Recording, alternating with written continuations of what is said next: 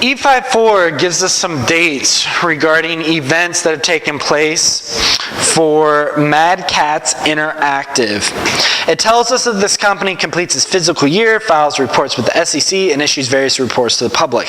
It gives us some activities, namely the reports that it's either filed or press releases that it's announced, and then asks us to match them with dates depending on when we think it might have happened.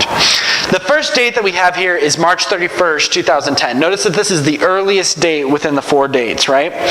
The earliest date, the activity that must have happened when we look through our 4 options that we have, has to be D, that we completed our fiscal year. Before we can issue press releases, before we can issue 10Ks or 10Qs or 8Ks with the SEC, we have to first have the event that finishes our year, right? Our year first has to finish. So that's the first date that has to take place. It's the first activity that has to take place. Next 2 dates are the same, June 14, 2010. If we look at our options here for activities, this answer would either be A or B. Because they happen at the same time, we could answer either A or B. A is issued the annual earnings press release, and B is filed Form 8K announcing the press release.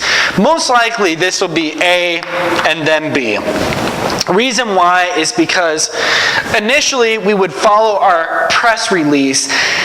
To file an 8K, typically the process that has to happen is that 8Ks announce important events that are happening, right? If the event takes place, the qualifying event takes place, you have to file your 8K within 4 business days of the qualifying event, right? So most likely the order of operations that would happen is that you would first file your press release, and after you file your press release, this would be the qualifying event, you would then file your 8K. But in these dates, it's synonymous, and really it could take place. You could write either A or B. I would accept it because it doesn't indicate that this is actually an earlier time than this time. They both happen on the same day, so it really doesn't matter.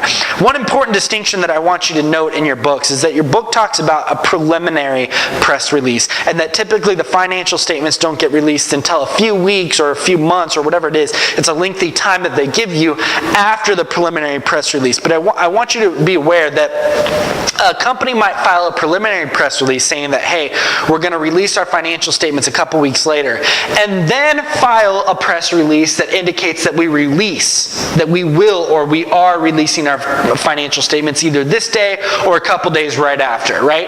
That is the press release that we're talking about right now. So the press release that we're talking about right now is a press release that happens just before issuing the financial statements.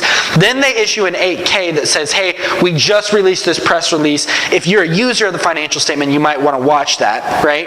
And then the last one, 615, right after we issue these press releases and file the 8K, we then file Form 10K, which is C. And remember, the 10K represents your annual filing with the SEC. The 10Q is the quarterly filing. 10K is a lot more lengthy, has a lot more detail.